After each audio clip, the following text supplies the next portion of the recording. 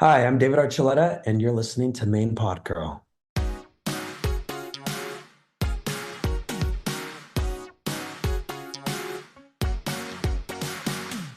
Hey, welcome to Main Pod Girl, a podcast made by Popheads for Popheads. Every episode, we'll be diving into all kinds of pop culture topics with some of our favorite artists and music commentators. I'm your host, AJ Marks, and I'm so excited for today's special guest. You probably voted for him on American Idol, watched his iconic episodes on iCarly and Hannah Montana, or followed his story of how he left the Mormon church after coming out as queer a few years ago. Today, we had the recipient of 16 Choice Awards, the voice behind the iconic #2 peaking song, Crush, and one of Out Magazine's Out 100 Storytellers. It's my boy, David Archuleta. Yeah. So, let's start off with a little icebreaker. What are you listening to right now?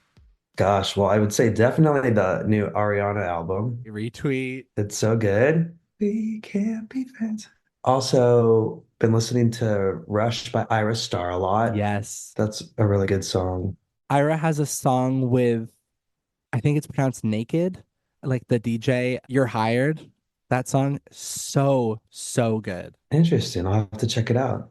How about you? I've been listening to a lot of Dolly Parton recently. I don't know why. Hey, Well, Casey Musgraves and Dolly Parton. both great. I just wanted to really go back and listen to the Jolene album because I hadn't fully immersed myself in that album. And she has a song called Highlight of My Life, which is so pure and like sweet. Like I'm a big like 70s country fan. So I was like, why have I not dipped into this sooner? Because it's just the absolute epitome of 70s country and it's so good. Interesting. Yeah, so Dolly Parton, Casey Musgraves, Ariana Grande, like we said. And then my friend Bronny, one of my closest friends in the whole world, she just released her debut album, so I'm gonna promote it on the show because it is Oh, so good. And this has been like a long time coming. I think it's been like what, like 10 years of making music for her without releasing her debut. So I'm so whoa. proud of her and it's just immaculate. It's so good. Yeah, worth the wait. Oh, good for what? But what is the album called? So the album is called Jaded, Jaded. Okay. but let's get to your songs. All right. Between Afraid to Love, Bop, I'm Yours, and Held Together, I'm sensing like a little bit of a theme. Are these leading up, like just even by the titles alone, I'm sensing a theme, but are these leading up to a larger project, a larger album? That's the idea. Yeah, I've been writing quite a bit, and I'm still trying to like hone in onto what do I want the album to be. The problem is I feel like I get like ADHD with styles, like, oh, ballads are nice and just like a chill vibe, or like dance songs have been really fun lately. I've been going to a lot of like EDM festivals and DJ sets. And so then I'm like, well, but what really fits my voice? Like, I'm just trying to figure it out. But I've written all kinds of stuff. I feel like I'm like all over the place. I'm like on an identity crisis music wise right now, but it's a good place to be. Oh, I don't know. It feels pretty singular to me Really? in terms of the overall scope of things. Like these all feel like they fit on the same project. Really? Yeah, because you can release singles near each other and not have them feel like they're connected. But I just sense that these were all connected because of, the aesthetics you've been putting into them, the themes that you've Uh, been writing about. I think they're all just generally a little bit dancier and it has a lot of historic ties to the queer community dance pop. I don't know if that was subliminal, coincidental, or like fully intentional or just good timing, but I feel like they all tie up together. well, I'm glad to hear that. You said, what does my voice sound good on? Everything, David. Everything. Well, thank you. Sometimes it's like if you can sing a lot of different things or you like to sing a lot of different things, but like how do you create a defining sound that everyone can be like, oh, that's a David Archuleta song? And I've yet to figure that out. But I'm excited. I'm going to another writing session today and gonna keep chipping away at it. So correct me if I'm wrong, but this would be your first album since publicly coming out. Yes. Yeah. Mhm. Is it like really liberating to touch on themes so directly in your music for the first time that you haven't been able to before? Yeah, I feel like I've always been as honest as I knew how to with every project I've done. If I wasn't being authentic and wasn't being real and honest, then I felt so empty. Like I felt like I was suffocating. So I've always done my best, and before I was really devout, I was very much a person of faith, and my music reflected that because it very much was my everyday life. And then when I got closer to like coming out, I feel like that was reflecting in my music as well. But I didn't know what was taking place. It just like it was just revealing itself, I think, subliminally. And then when I came out, yeah, it's like a relief that happens when you come out because there's no longer something you have to hide that people can have very different opinions about it. Like finally being able to like take off a burden, it reflects in the music, and then it's like a freeing experience. And it's like, oh, I don't have to and not being religious anymore. I was like, if I want to go to the club and dance, I can do that. Like, I don't have to be like, I'm not supposed to be here. This is a bad place. And is this music really okay? I don't know. So like, it's like a celebratory time. And I think that's what's fun about coming out is, and like pride and all that is celebrating. Yeah, I was gonna say like even your last album, Therapy Sessions, like you've always been very confessional and very true to who you are, which is why I almost remembered it wrong and thought that that was your first album after coming out, but it wasn't. It's like a new lease on life, I guess, because you won the Outstanding Breakthrough Music Artist at the GLAAD Media Awards this week. Oh yeah. And something I don't Yeah. think people realize about your discography is that you have 8 studio albums. Like you have so much music out there, but it feels like there's still so much new ground to cover, Yeah.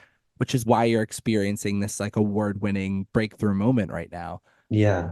I think a lot of people are seeing you as like a new artist almost. Do you feel like a new artist? I do. I do feel like a new artist. It's weird. And just like a new person, it's like a rebirth. I'm really glad that I get to have a second chance and a second take at not just being an artist, but just living life. It feels like living two lives. Like, wow, I lived this whole life and now I get to live another one. Like reincarnation. And you get to like look back fondly on the old life and be like, that was nice then, but this is better now, like it suits where you're at. Yeah.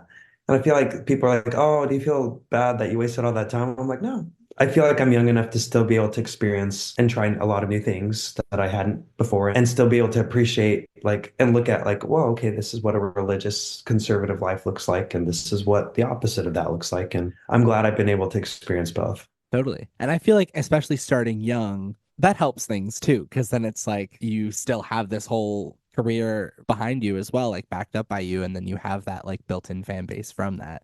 So it's great to like feel like you have so much to look forward to and so much to look back on as well. I would be kicking myself if I didn't bring this up, but your debut single, Crush, such a Oh, bop. I still listen to it like at least once a week. My sister and I will like blast it in the car and belt our hearts out. Yeah. oh. Do you ever go back and like reinterpret your past work with the experience you've had since the songs came out? Yeah, I look back like on some of my previous songs and they take on a new meaning. Like now I just apply it to whatever is going on in my life now. So it meant something at the time that it did. And now like wherever I'm at in this moment of my life, I'll just apply it to the moment. Totally. Because I feel like for my old music, it's like it was written about something specific and I don't even remember what that was anymore. So I just kind of paint a new meaning over it with Oh, whatever is gotcha. new going on in my life. Gotcha. Interesting. So I didn't know if that was the same for you. I don't know. I feel like everything I write is so personal. Hmm. I'm very deep into remembering why I wrote whatever I wrote. And there are songs that I didn't write. So like I just recorded, especially on that first album. I think 10 of the 12 songs were songs I didn't write. The label didn't really want me to have my own songs on there. So they felt like, oh, he's young, he's inexperienced. I feel like things have really changed since the mindset back then. I went from that to like now I write everything on my albums, but everything I write, it's like it's like a therapy session and we're digging deep into my soul and to my thoughts. And so I very much can tell you where I was with every song that I've written just because that's why I write. It's like it's to connect to understand myself better. Totally. Yeah. No, the songs that I don't have as much of an association with at the time, I think were just like when I was like a kid and it's like this little thing Oh, happened and then I like blew it up into a whole oh, song, interesting. because at the time you have such little like experience to go off of that you're like this small incident that I probably won't even remember. Like I'm gonna make it into a song You know, forever. I need to do that. I need to write without trying to be so, but there needs to be a meaning behind this and a purpose. I think that's like the Mormon in me coming out, where it's like everything needs to have a purpose. And it's just like, you know what, you can just have fun too. You can just like enjoy and make stories up because, you know, it's storytelling. Or elaborate. Yeah. I was at the Carrie Underwood concert last weekend and she was talking about that. She's like, yeah, some of these songs are meaningful. And she's like, what I love about country music, some things you can just tell a story that you've just made up. And she's like, and this is one of them. And I don't remember what it was, but it was just a fun, lighter-hearted Was song. it All American Girl? No. Because that song makes me weep every time I listen Oh, to she it. did sing that though, and she sung it beautifully. She's incredible. The way she can just still belt and she looks amazing. Man, and her legs look amazing too. I'm like, what? Yeah. She, Also, I'm very excited for your new song, Held oh, Together. thank I you. think it'll be out by the time this podcast comes out. I can already kind of guess what it's about, but I'll let you explain in your own words what this song means to you. I've called Held Together my song that's about unconditional love, which people don't think of necessarily with the song, but it has to do with something that my mom said to me after I came out and then after I'd left our religion that we grew up in. I've always tried to like let people live their lives and just if that's what you feel is right for you. I just want the same in return. Like I want to be able to respect other people with what they feel is right for them and that they can support me in what I feel is right for me. If I want to be a queer person and live my life as a queer person, I know that's different and goes against like what a lot of people's beliefs are, including the ones I grew up with. I want people to have room to understand and grow. And my mom was one of those people who she had to adjust. You know, parents, when they are religious and suddenly they have a queer child and they don't know how to handle it, they don't know what it means. It's a lot that parents have to now shift. Not every parent does, unfortunately, but parents make an effort to try and understand their child in a new experience that they have no experience in, that their generations thought like, it's this and that's what it is, it's not natural. And so they have to work through all this like deconstructing of the beliefs that they were taught, whether it's just through societal or through religious. And I appreciate when people do the work because it's not easy. Sometimes it's just easy to be like, I don't get it. And I'm just going to stay with what I've been told all my life. But my mom was one of those people who's like, it took her like a year to really process what it meant for her son to be queer. And when I left my religion, she was just like, you know, I'm going to make the same choice. And that was really hard for her. It was really hard for me. And a lot of people who are religious won't understand, like, why did you do that? Like, how can you give up everything? You're giving up everything for what? And it's like, you know, I hope people will understand eventually, like with time as they watch my journey or listen to my music and listen to Held Together. I hope that they'll understand a little bit more where we're coming from. And whether you understand why I made the decision to come out and live my life and leave my religion, or you don't understand it, that's okay because I'm still going to live my life and I feel like I'm a better and happier person for it. Yeah, you're making choices for you and you're not making choices for other people, and other people should follow suit. They should make choices on your behalf.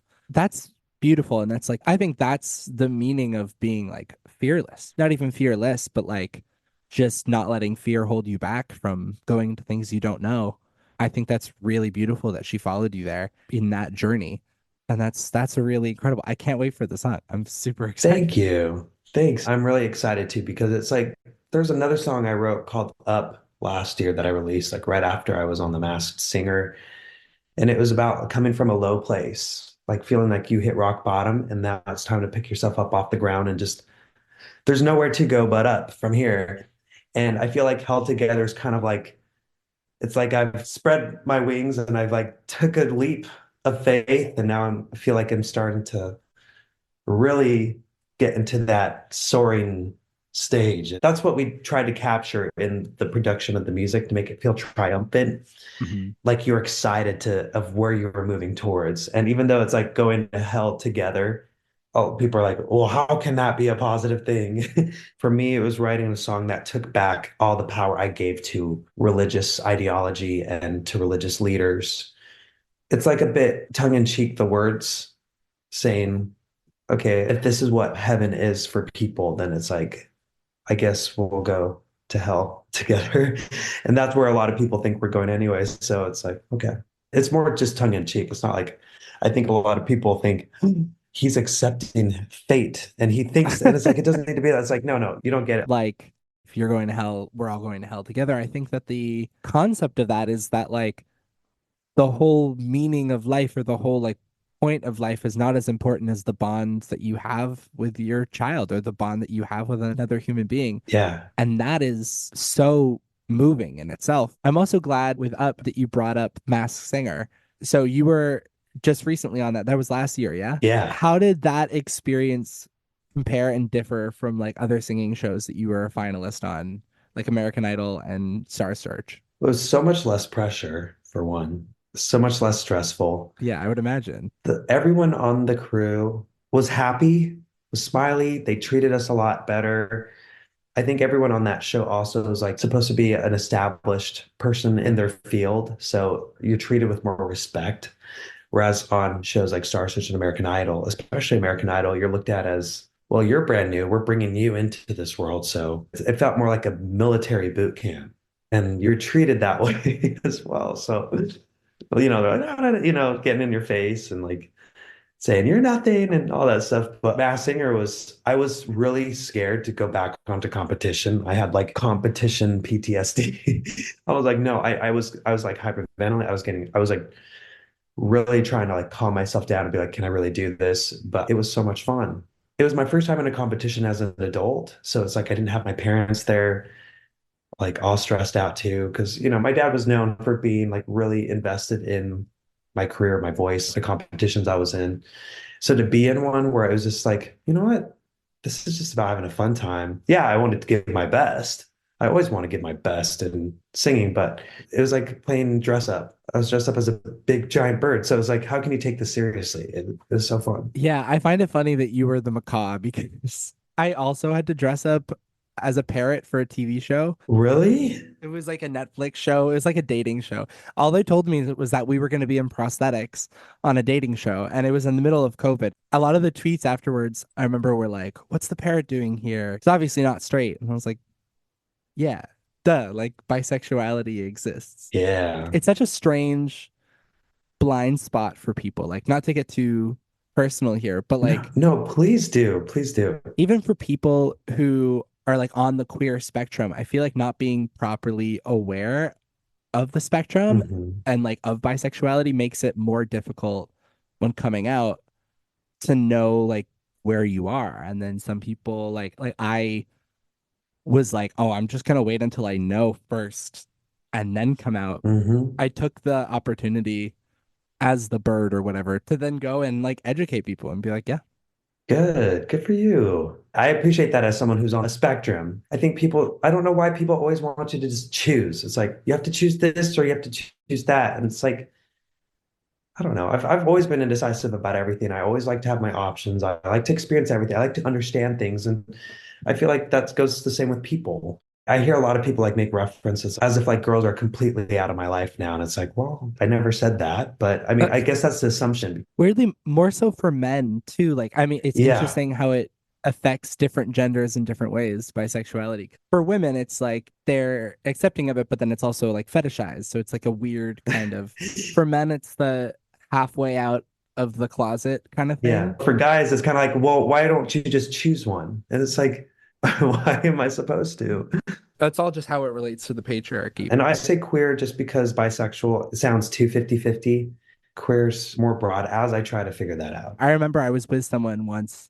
He was like, so you were like only like 50% attracted to me, or 50% attractive. it's wild that like even people in our own community have no idea what it means. Mm, There have been a lot of funny and like interesting opportunities to educate people. mm. And I'm so grateful that I've been able to have so many amazing queer artists on this show and be able to talk about it with them. Like are you familiar with like Bonnie McKee or Dev? Yeah. I've told both of them I hope you realize that you were a beacon of bisexuality when I was understanding my own sexuality when I was a Mm. kid.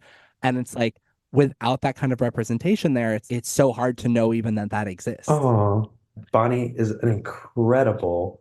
legendary songwriter. Legendary, legendary. And I love her song American Girl. Yes, yes, that's the song that inspired me to start songwriting. Really? Oh my Yes. gosh. Oh, that's so cool. I first heard that song when I was a missionary in Chile. It would play all the time there. And I'm like, what is this song? That is I amazing. wasn't allowed to use technology to like go about normal life, so I couldn't look it up. I just had to Yeah. remember the song. And I tried so many times to look up like no no no because I only remembered certain parts of the lyrics. And I finally found it like just maybe 2 years ago, finally. And I'm like, finally, I found this song. Have you seen the music video? It's amazing. Yeah, it's been fun. I found a group of bisexual friends now, and it's so fun It's the best. because I'm like, oh, like I feel understood. I feel seen. Like again, I feel like I'm mostly into guys for sure, but not completely. It's nice when be able to have talks with people and it's like, so why do you feel, what do you like about one sex versus the other sex? And talking about, well, how did you figure that out? Like, how did you come to peace with it? And like, because it's not something they really get to talk about all the time either. So it's just, it's fun having this little community that I can just, feel a little more understood Did around. you seek out that group of bisexual people, or did you feel like you ended up just becoming a magnet? Because I grew up with so many like friends that like you just wouldn't have thought twice about their sexuality. It's like almost all of them are bisexual, and like most of my friends that I've made since then are also bisexual. I feel like I weirdly have no gay friends because all of my friends are bi, and I'm like, what is it Oh, about this interesting. like bisexual energy that like contrary to popular belief, there are more bisexual people than there are homosexual people, but like it just feels like I don't know, when you put that energy out into the world, whether you're actually saying anything or not, I just feel like it really just kind of attracts the same sort of energy back to you. Yeah, bisexual people have a hard time being comfortable with themselves because it's not just binary. Like, it's not just this and it's not just that. It's like, why am I feeling this? It's like, but I like this person. Why do I like this person too? It's very confusing. Mhm. And I had a really Yeah. hard time with that. And actually, I guess I should write more about it. And I'm writing a book right now. Yes, I heard. I should probably delve into that a little more because people just hear like, oh, he was engaged to a girl and he couldn't make it work because he was gay. It's like, it's not 100% true. And so I guess I need to write about the experience. It's like the shame and the feelings for guys really scared me. So I felt like I can't love someone because there's something wrong with me. I'll have to talk about that in my book just to kind of like help people because you, like you said, a lot more people are bisexual than would be brave enough to admit because they're just like, I'm just going to stay silent. This is confusing. I don't understand this about me. Is this wrong? They're not as forced to have to come out. They'll just kind of like, it's easier for them to go into hiding, but it's like this weird feeling inside. Queer people see that as a benefit of like, oh, you don't even have to come out because you could live your life as a heterosexual person. It's like you really can't. Like, Honestly, it is so amazing to come out. And it is socially acceptable if you end up with the opposite sex, right? Yeah, it's like, okay, in that case, yeah, but yeah. to be able to come out and understand yourself is so beautiful. The greater you understand yourself and allow more space to openly understand yourself, the greater amount of love you can give to yourself too.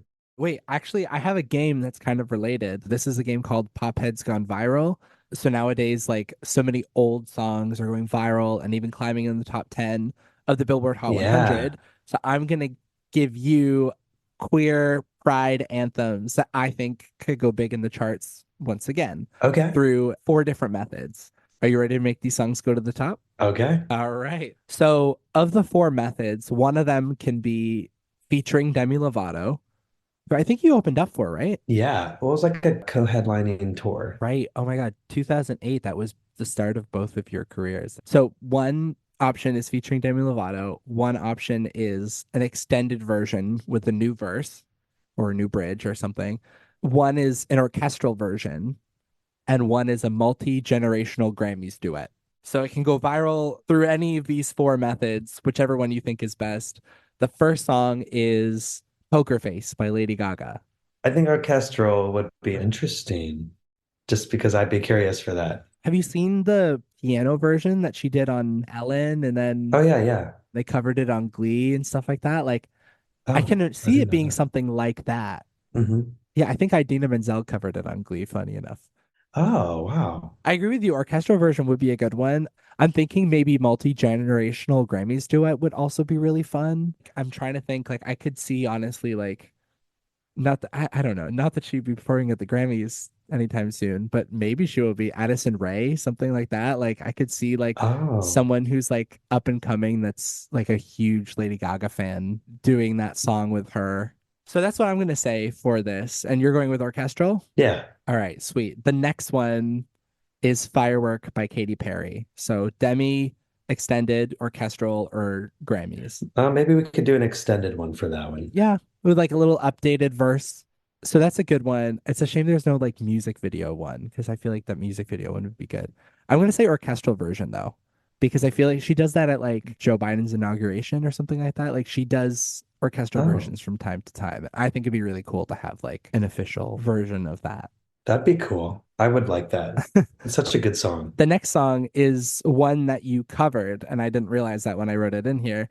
Beautiful by Christina Aguilera. Oh, hmm. So we have Demi, extended, orchestral, or Grammys. Yeah, I feel like you couldn't go wrong with any of those. I would love to hear all of them. All of them together, extended, orchestral. But I think I'd like to hear a multi-generational thing on that one. Who would be on it? I don't know. I'd have to think about that. I feel like you could just mix these together and be like a multi-generational Grammys duet with Demi Lovato Okay, and it's orchestral. we can do that. And then Demi can have their own verse, so it's an extended version as well. So I feel like it fits all of those. I'm gonna go with all as well. And the last one is We Are Who We Are by Kesha. I maybe that one I would have like Demi.